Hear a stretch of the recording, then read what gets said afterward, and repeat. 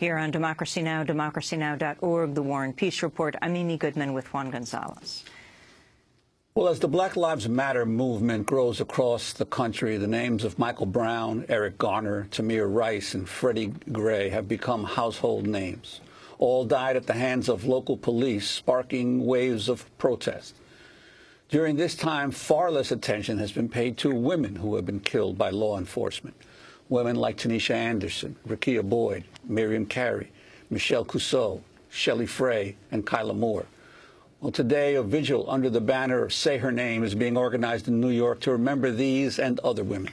With us today are three guests here in New York who will be attending the vigil. Frances Garrett is the mother of Michelle Cusseaux, who was killed in 2014 at close range by a Phoenix police officer who'd been called to take the 50-year-old woman to a mental health facility. Martinez Sutton is also with us. He's the brother of Rekia Boyd, who was fatally shot last month by an off-duty police officer in Chicago. Also with us is Kimberly Crenshaw, professor of law at UCLA and Columbia University, founder of the African American Policy Forum. She's the co-author of this new report. The group is releasing the report today. It's titled Police Brutality Against Black Women. Professor Crenshaw, let's start with you. Lay out what it is that you have found.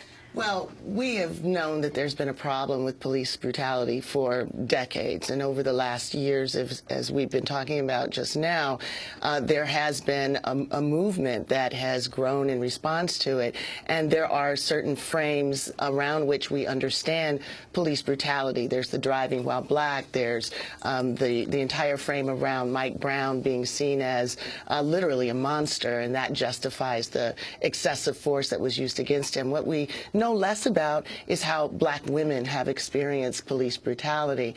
And all during this time that we have been marching around police brutality, there have been a number of women who've also been killed, and we haven't really known their names, we haven't really understood their circumstances. So the report was basically an effort to literally lift up the names of people like Michelle Cusseaux, Rekia Boyd, to recognize that black women experience police brutality in many of the same ways that black men do, and also in some ways that are different.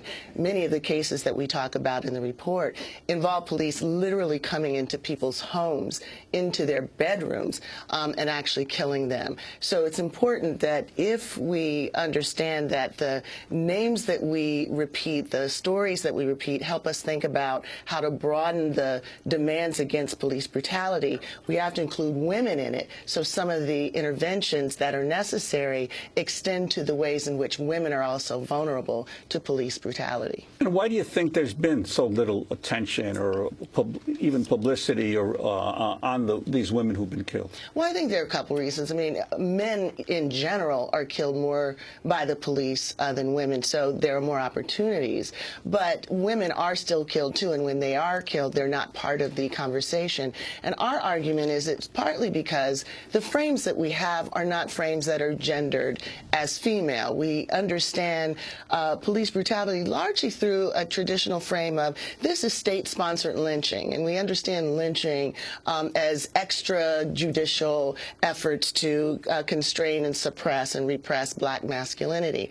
It is also true throughout history black women have been lynched. They've also been subject to other kinds of racial violence like rape and sexual abuse, and we're finding that not only are black women killed by police, they're also subject to some of these same historical problems of sexual abuse. So they're women that many people don't believe, they're women that are seen as vulnerable, they're women that are not empathized with or seen as sympathetic or women in need. And so that in turn prompts a certain kind of coercive or violent response to them, or an effort to abuse them knowing that no one will believe them.